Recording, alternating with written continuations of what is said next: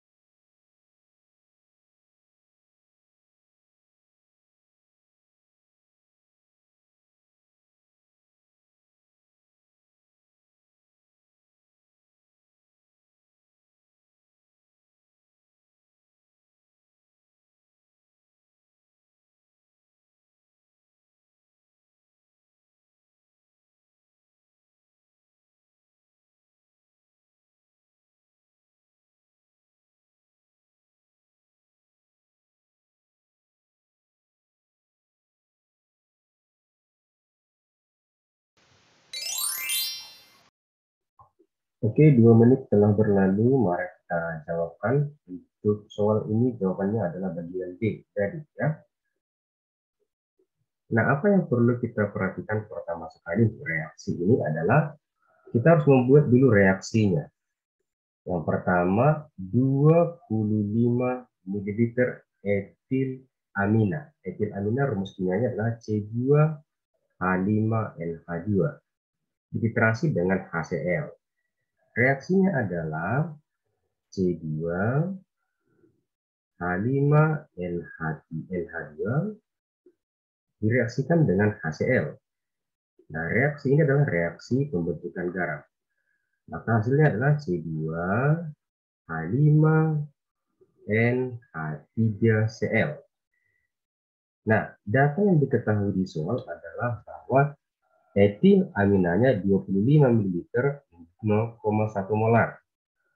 Oke, berarti ketika itu saya kalikan 25 dikali 0,1 kita perolehlah 2,5 milimol. Ini yang diketahui. Kemudian HCl-nya 0,1 molar. Kemudian dititrasi dan sampai volumenya adalah 10 ml. Berarti HCl-nya adalah 10 ml dikalikan dengan 0,1. Berarti di sini dapat 1 milimol. Nah, inilah data yang diketahui. Oke, maka dari sini kita buatlah mula-mula bereaksi sisa. Supaya kita ketahui siapa yang bersisa dari kedua zat ini. Menurut teori Praxel batas, maka yang habis adalah HCl karena mol per koefisiennya ini lebih kecil, berarti habis. Ketika ini habis berarti bereaksinya 1 milimol juga. Nah, kalau kita berangkat sisi koefisien, maka dapatlah kita peroleh ini adalah 1 milimol juga. Ini 1 milimol untuk si basa lemaknya. Berarti sisanya 2,5 dikurang 1 berarti 1,5 milimol. Nah, bagaimana dengan si garamnya? Garamnya mula-mula tidak ada. Sesuai koefisien kita peroleh juga di sini adalah 1 milimol.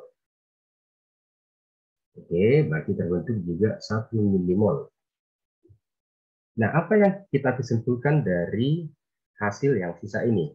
Maka kita ambil kesimpulan bahwa karena yang sisa adalah basa lemak, dan diperoleh garamnya, maka akan diperoleh disebut namanya larutan buffer, buffer basa atau penyangga basa.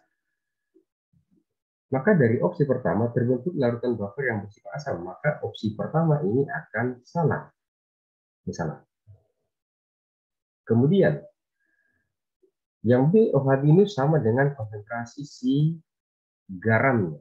Nah, bagaimana kita menghitung yang B? Karena ini garam bersifat basa, maka kita cari dulu OH-nya. Untuk penyangga basa, maka yang rumusnya adalah Kb.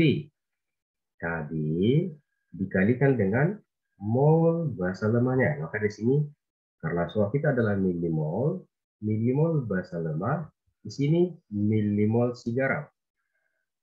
Milimol si garam di dalam soal kita ya.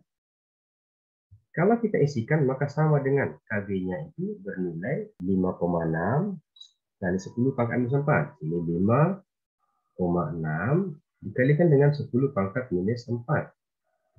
Nah, dikalikan dengan milimol si basa lemah. Yang milimol basa lemah yang 1,5. Milimol si garamnya adalah yang 1 milimol. Maka dari sini dapat kita peroleh Kb-nya adalah 8,4 kali 10 pangkat minus 4. Inilah konsentrasi OH-. Jadi dapat kita peroleh konsentrasi OH-. Nah, bagaimana untuk konsentrasi si garamnya? Nah, dari soal ini kita peroleh bahwa garamnya C2H5 NH3Cl ini sama dengan 1 milimol. Berarti bisa kita cari konsentrasinya. Untuk konsentrasinya atau molaritasnya, konsentrasi si C2H5NH3Cl itu akan sama dengan molnya atau milimolnya per volumenya. Per volumenya berarti volume total.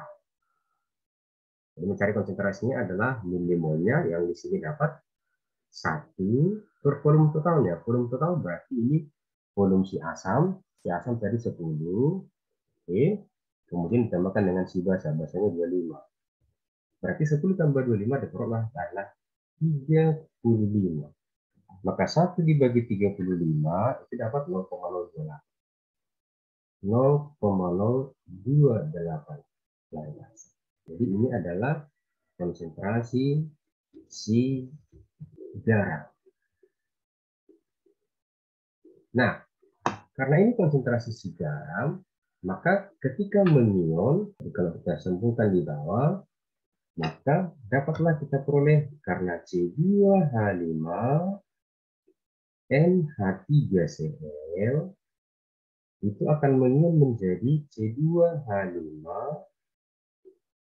NH3 positif ditambahkan dengan Cl-nya negatif, maka untuk yang ini 0,028 molaritas, maka si ionnya juga di sini adalah 0,028 molaritas.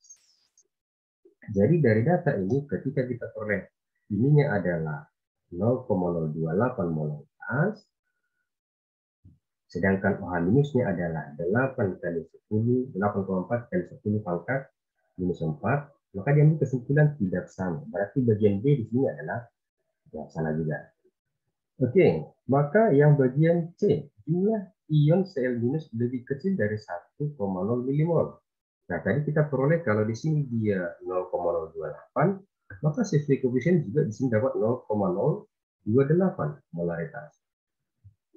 Kalau mencari milimolnya adalah dikalikan dengan volumenya, dikalikan dengan volumenya. Volume tadi adalah 30 ml. 35 ya, 25 tambah 10, 35 ml. Maka ketika ini kita kalikan, dia akan diperoleh 1 milimol. Jadi ini tepat 1 ya, 1 milimol.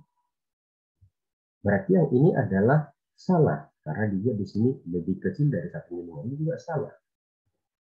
Nah, yang bagian dadu adalah C2H5NH2, konsentrasinya lebih besar dari C2H5NH3 positif.